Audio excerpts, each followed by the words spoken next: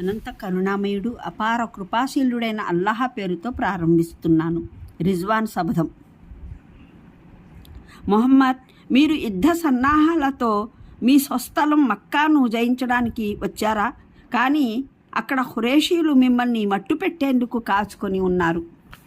వారు మిమ్మల్ని ఎలాంటి పరిస్థితిలో కూడా మక్కాలో అడుగుపెట్టనీయమని ప్రతినబూనారు. వారు తలుచుకుంటే మీరు కట్టుకున్న ఆకాశ సౌధాలన్నీ ఒక్క దెబ్బతో కూలిపోతాయి. కాస్త మీరే ఆలోచించుకోండి. ఈ మాటల్ని హజరత్ అబూబకర్ రజీ సహించలేకపోయారు. ఇక చాలించు నీ మాటలు. దైవం నీ ముఖం మార్చ. మేము మా ప్రియతమ నాయకుణ్ణి అంత సులభంగా వదులుకుంటామనుకుంటున్నావా అన్నారు ఆయన. ఎవరితను అడిగాడు ఉర్వా. ఇతను హహాఫా కొడుకు అబూబకర్ సమాధానమిచ్చారు దైవప్రవక్త సల్లల్లాహు అలైహి వసల్లం. ఇతను గతంలో నాకు మేలు చేసి ఉన్నాడు. ఆ రుణాన్ని నేను ఇంతవరకు తీర్చుకోలేదు. అదే గనుక లేకపోయి ఉంటే ఇతని నోటి దుడుసుకు తక్షణమే సమాధానం ఇచ్చేవాణ్ణి అన్నాడు ఉర్వా బిన్ మసూద్ లోలోన దహించుకుపోతూ. ఆ తర్వాత ఉర్వా దైవప్రవక్త సల్లల్లాహు అలైహి వసల్లంతో తన సంభాషణ కొనసాగించాడు. అతను చేతులు తిప్పి మాట్లాడుతూ ఆ చేతుల్ని మాటికి దైవప్రవక్త సల్లల్లాహు అలైహి వసల్లం నోటి దగ్గరికి పోనిస్తున్నాడు. దైవప్రవక్త సల్లల్లాహు అలైహి వసల్లం వెనుక ఖడ్గం తీసుకుని ఆయనకు ప్రత్యేక అంగరక్షకుడిగా నిలబడి ఉన్న హజరత్ ముగైరా రజీ దాన్ని సహించలేకపోయారు. ఆయన కత్తి దూసి చూపిస్తూ, జాగ్రత్త, నీ చేతుల్ని మరోసారి దైవప్రవక్త సల్లల్లాహు అలైహి వసల్లం నోటి దగ్గరికి పోనిచ్చావో అవి మళ్ళీ తిరిగి రావు అన్నారు ఉరిమి చూస్తూ. ఉర్వా పరిస్థితి గమనించాడు. ముహమ్మద్ సల్లల్లాహు అలైహి వసల్లం పట్ల ఆయన అనుచరులకున్న అచంచల విశ్వాసం, అపారమైన అభిమానాలు చూసి ఆశ్చర్యపోయాడు. ఏమైనప్పటికీ ముస్లింలు యుద్ధం చేయడానికి రాలేదని, రక్తపాతం వారి ఉద్దేశం కాదని, కాబా దర్శనం కోసమే వచ్చారని గ్రహించాడు. అందువల్ల అతను ఖురేషీల గురించి ఇక పొగడటం మంచిది కాదని భావించి మక్కా తిరిగి వచ్చాడు. ఉర్వా కొంచెం దూరాన ఉండగానే అతని వాళ్ళను చూసిన ఖురేష్ నాయకులకు అనుమానం వచ్చింది. అందువల్ల అతను దగ్గరికి వచ్చినప్పుడు వారు ఢీలా పడిపోయి ఏమాత్రం ఉత్సాహం చూపలేకపోయారు. మిత్రులారా, నేను ఈరాన్ దర్బార్ని చూశాను. ఖైసర్ రోమ్ ఆస్థానం చూశాను.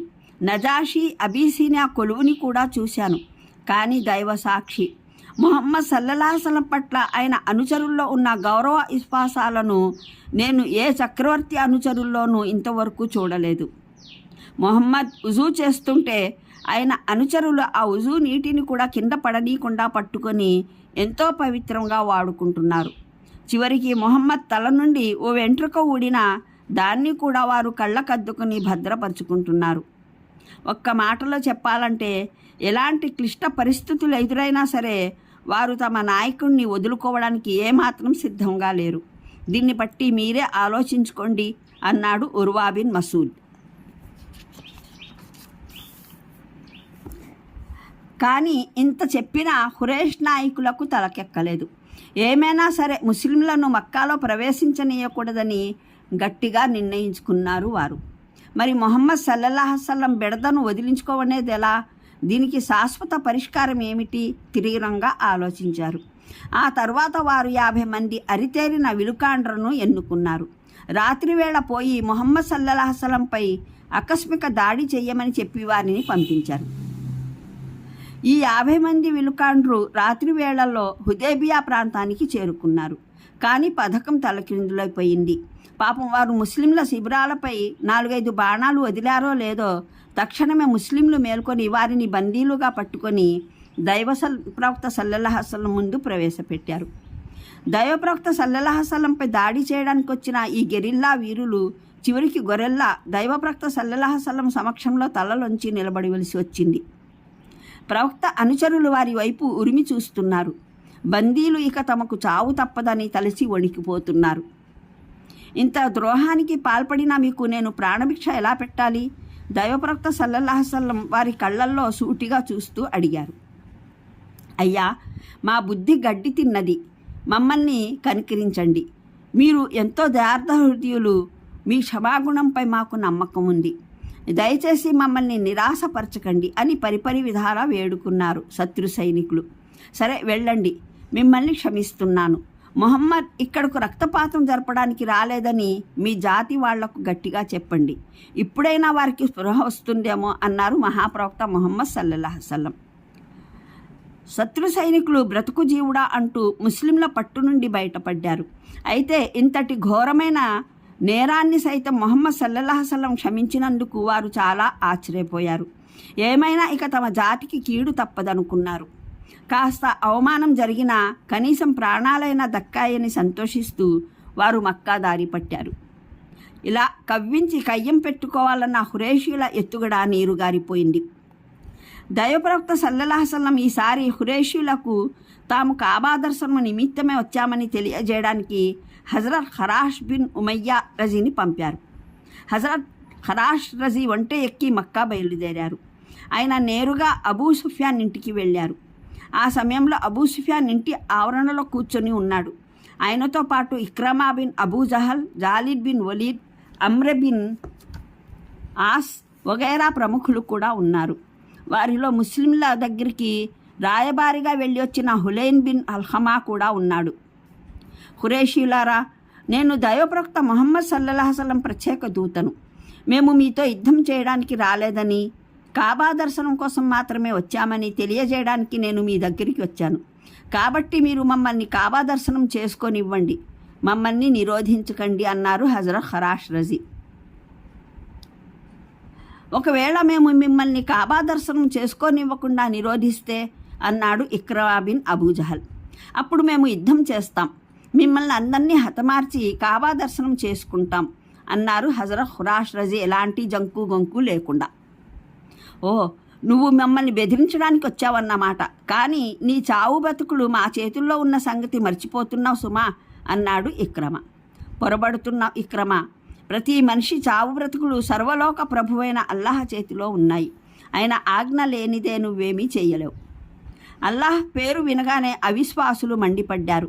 వెంటనే వారిలో కొందరు లేచి ఖరాష్ రజీని తీసుకొచ్చిన ఒంటెను చంపి ఖరాష్ రజీ మీదకి లంఘించారు.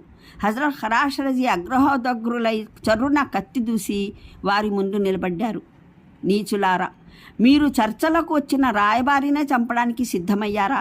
మీలో అసలు ఆత్మాభిమానం మచ్చుకైనా ఉందా? మీరంతగా యుద్ధజ్వాలల కోసం వెంపర్లాడుతుంటే రండి, మాతో పోరాడండి. కానీ ఒక విషయం గుర్తుంచుకోండి, నేను ఏ ప్రజల తరపున రాయబారిగా పంపబడ్డానో వారు మీపై విరుచుకుపడి మిమ్మల్ని సమూలంగా మట్టు పెడతారు. నా మరణం మీ అందరి పాలిట మరణ మృదంగం అవుతుంది అన్నారు ఆయన. వరలేని ఖడ్గం చేతిలో పట్టుకొని కళ్ళల్లో నిప్పులు కురిపిస్తున్న ఖరాష్ రజీని చూసి సత్య తిరస్కారులు వెనుకంజ వేశారు. హులైస్కు కూడా ఖురేషీయుల వైఖరి నచ్చలేదు. ఖురేషీయులారా, ఏమిటి మీ అన్యాయం? ఎంతటి పిరికిపంద జాతి కూడా రాయబారిని వధించదు. మీరు గనక ఇతన్ని చంపితే మీ జాతి మీద మాయని వచ్చ ఏర్పడుతుంది. మీకు ధైర్యం ఉంటే బయటికి వెళ్ళి ముస్లింలతో పోరాడండి అన్నాడు అతను. నిజమే, రాయబారిగా వచ్చిన మనిషిని చంపితే మన జాతికి పెద్ద కళంకం వస్తుంది. ఖరాష్, నీవు వెళ్ళిపోయి మేము ముస్లింలను ఎట్టి పరిస్థితుల్లోనూ మక్కాలో ప్రవేశించనీయం అని మీ ప్రవక్తకు చెప్పేయి అన్నాడు ఇక్రమ. అప్పుడు హజరత్ ఖరాష్ రజీ ఖడ్గం వరలో పెట్టేసి వెళ్ళిపోయారు. ఆయన కాలినడికిన హుదైబియా చేరుకొని దైవప్రవక్త సల్లల్లాహు అలైహి వసల్లంకు విషయం తెలియజేశారు. ఆ తర్వాత దైవప్రవక్త సల్లల్లాహు అలైహి వసల్లం తన అనుచరులతో ఖురేషీయుల విషయం గురించి సంప్రదించారు. ఖురేషీయులతో చర్చలు జరిపి తగిన పరిష్కారం తెచ్చే సమర్థుడైన ప్రతినిధిని పంపదలుచుకున్నారు. ఈ పని కోసం హజరత్ ఉస్మాన్ రజీని ఎంపిక చేసి మక్కా నగరానికి పంపించారు. మక్కాలో హజరత్ ఉస్మాన్ రజీ సోదరుడు ఒక ఆయన ఉన్నాడు.